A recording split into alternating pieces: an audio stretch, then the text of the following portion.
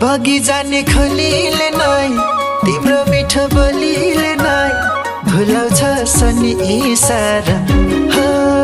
बगी जाने खोलीले नै तिम्रो मिठो बोलीले नै भुलाउँछ सनी इसारा।